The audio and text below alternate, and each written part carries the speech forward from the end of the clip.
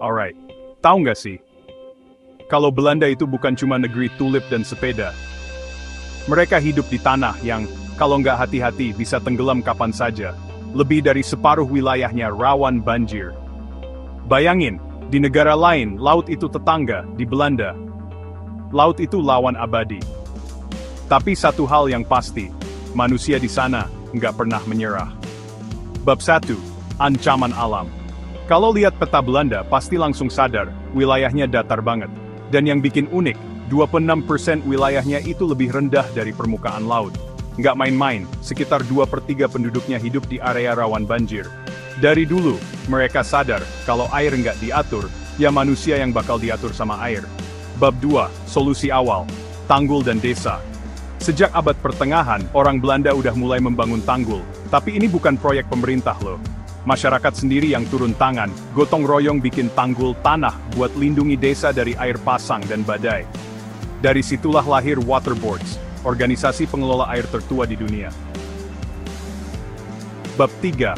Polder dan kincir angin. Tapi mereka nggak cuma menahan air, mereka juga mencuri tanah dari air. Caranya? Polder, wilayah danau atau laut dikeringkan, dikelilingi tanggul, terus airnya dipompa keluar. Nah, pompa zaman dulu, kincir angin. Ikon Belanda ini aslinya teknologi vital buat ngatur air. Bab 4. Delta Works. Proyek raksasa tahun 1953. Badai besar dari Laut Utara bikin banjir parah. Lebih dari 1.800 orang meninggal. Itu jadi titik balik.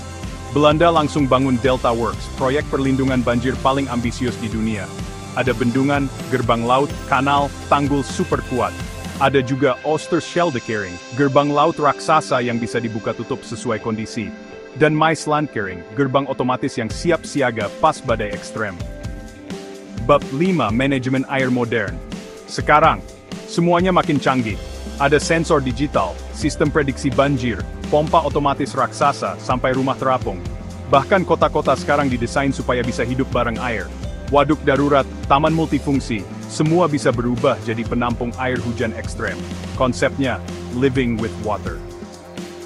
Bab 6. Ekspor keahlian. Yang keren, keahlian Belanda nggak cuma buat diri sendiri. Mereka ekspor teknologi pengelolaan air ke seluruh dunia, dari New Orleans, Jakarta, sampai Venesia. PBB bahkan anggap Belanda sebagai pusat inovasi air global. Penutup, hidup bersama air. Jadi, Belanda buktiin, manusia nggak harus kalah sama alam. Dengan kolaborasi, teknologi, dan pola pikir yang adaptif, laut bisa dikendalikan, walau tetap harus hati-hati.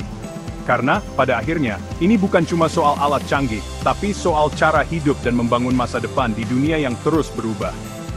Tahu nggak sih? Itulah kecerdasan Belanda yang menginspirasi dunia.